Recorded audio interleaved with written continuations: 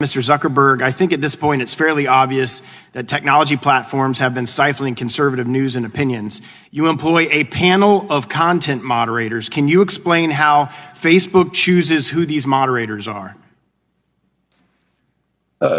Thanks, Congressman. We do hire a lot of people around the world to work on safety and security. Our team is more than 30 or 35,000 people working on that now.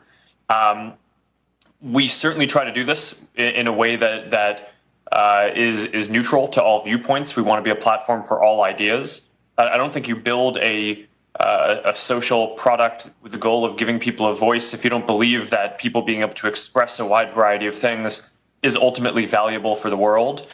And we try to make sure that our policies and our operations ultimately reflect and carry that out.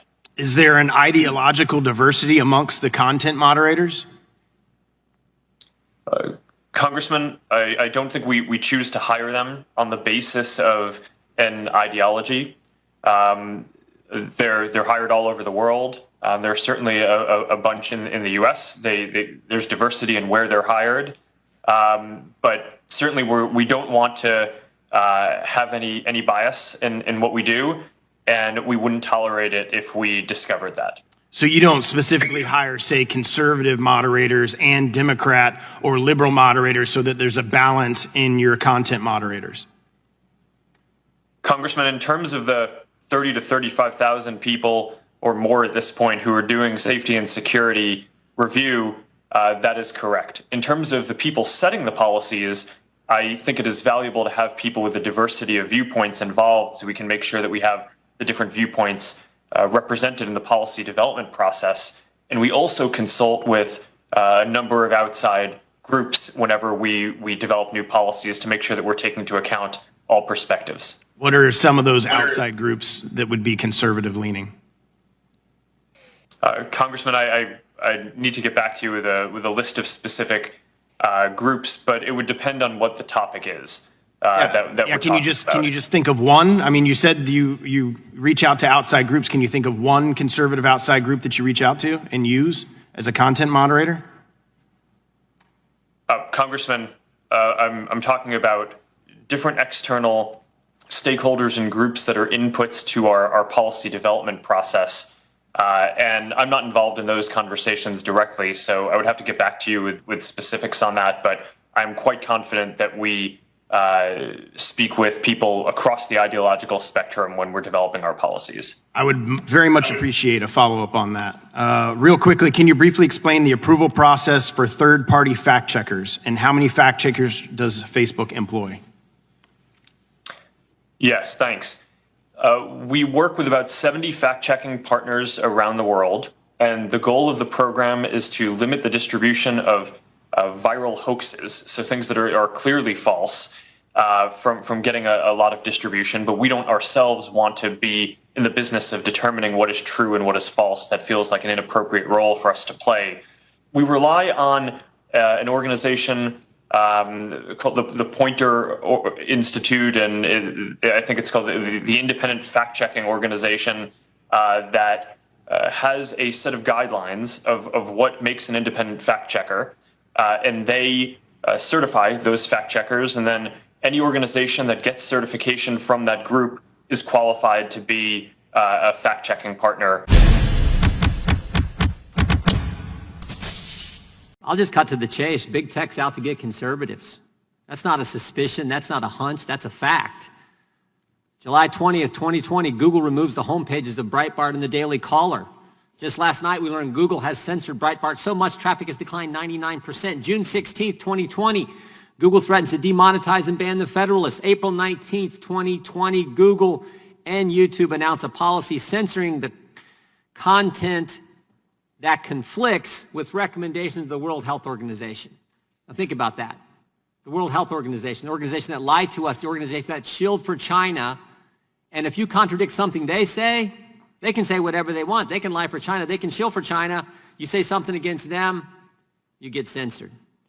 June 29th, 2020, Amazon bans President Trump's account on Twitch. after he raises concerns about defunding the police. June 4th, 2020, Amazon bans a book critical of the coronavirus lockdowns written by a conservative commentator. May 27th, 2020, Amazon Smile won't let you give to the Family Research Council and the Alliance Defense Fund, but you can give to Planned Parenthood. Facebook, June 19th, 2020, takes down post from President Trump's re-election campaign. November 1st, 2018, Facebook silences a pro-life organization's advertisement. May 19th, 2016, former Facebook employees admit Facebook routinely suppresses conservative views. And I haven't even mentioned Twitter, who we actually invited, Mr. Chairman. We asked for you guys to invite them as one of our witnesses. You guys said no. I haven't even mentioned them. 2 years ago, they shadow banned 2 members of this committee. 4 members of Congress were shadow banned 2 years ago. 435 in the House, 100 in the Senate, 535, only 4. Only 4. Gates, Meadows, Nunes, Jordan, only 4 get shadow banned. And of course, what did Mr. Dorsey tell us? He said, oh, it was just a glitch in our algorithm. I asked him, what'd you put in the algorithm? The names Gates, Meadows, Nunes, Jordan? I mean, if I had a nickel for every time I heard it was just a glitch, I wouldn't be as wealthy as our witnesses, but I'd be doing all right.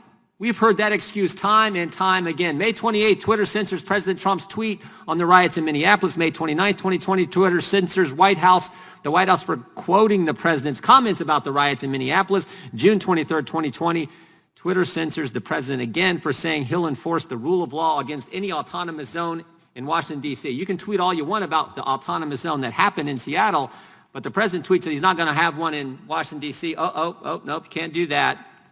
You get banned, you get censored. Dozens of examples. Oh, I forgot one. Just last week, July 21st. Here's what Twitter did. The leader of Iran, the Islamic Republic of Iran, this is from the largest state sponsor of terrorism. Twitter allows this tweet, quote, the Islamic Republic of Iran will never forget the martyrdom of Soleimani and will definitely strike a reciprocal blow in the United States.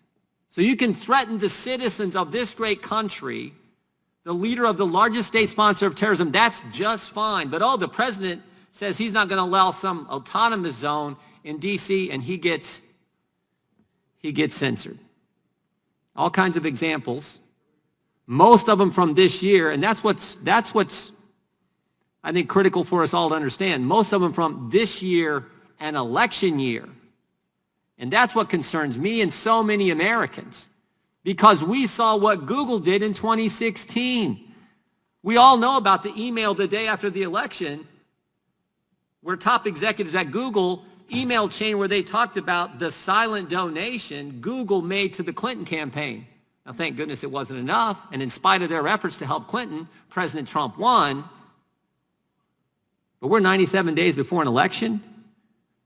And the power, as the previous chairman and ranking member have said, the power these companies have to impact what happens during an election, what American citizens get to see prior to their voting is pretty darn important.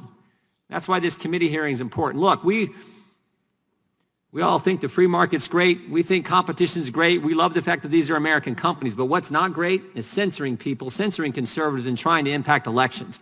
And if it doesn't end, there has to be consequences. There have to be consequences. That's what I'm concerned about, and I think what so many Americans are concerned about. So I look forward to hearing from our witnesses, Mr. Chairman.